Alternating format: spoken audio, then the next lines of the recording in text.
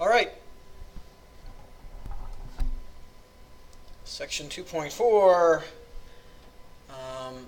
This should be the last of,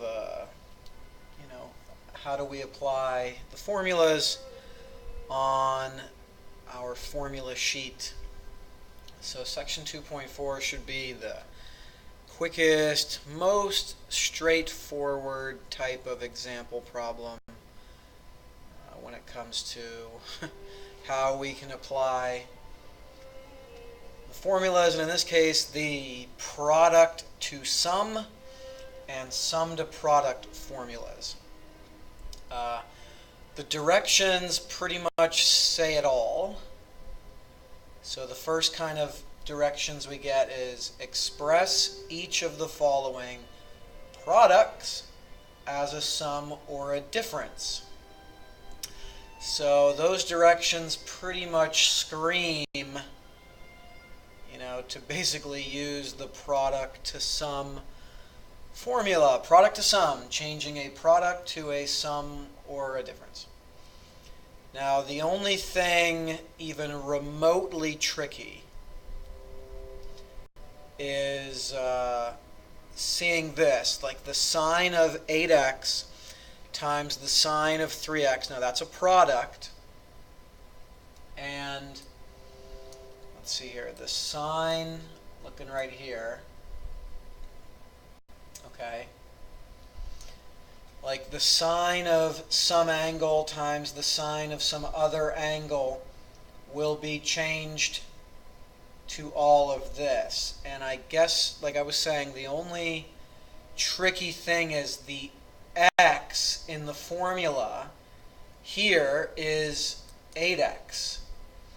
And the y in the formula here is 3x. So just don't get your x's confused with other x's, like this x is not exactly the x in the formula. So again, here the x just means like the first angle, And so first angle here is 8x. So when we convert it using the formula, the first angle, this x, is just going to be 8x, and the y is going to be 3x. And then just make 8x minus 3x into 5x, of course, and make 8x plus 3x into 11x, and we're done. Again, just a very, very straightforward, apply the formula, change it to a sum or a difference, which I'll say just one time here. It would make more sense to me to make it a true difference here, to actually distribute the 1/2, but I'm okay if you don't. Just apply the formula correctly, simplify this stuff, which is just screaming to be simplified. 8x minus 3x is 5x. 8x plus 3x, 11x. Example 1a done. Example 1b, just slightly different, right? The sine of something times the cosine of something looks like this one. And so our first angle here is going to be 4x, and our second angle here, y, is just going to be x. So just kind of go with your formula sheet. Okay? And again, this is going to end up being 4x plus x and 4x minus x. And just simplify that a little bit. Combine them as like terms. And that's it. That's it for example B. That's going what? That's going product to sum or product to difference.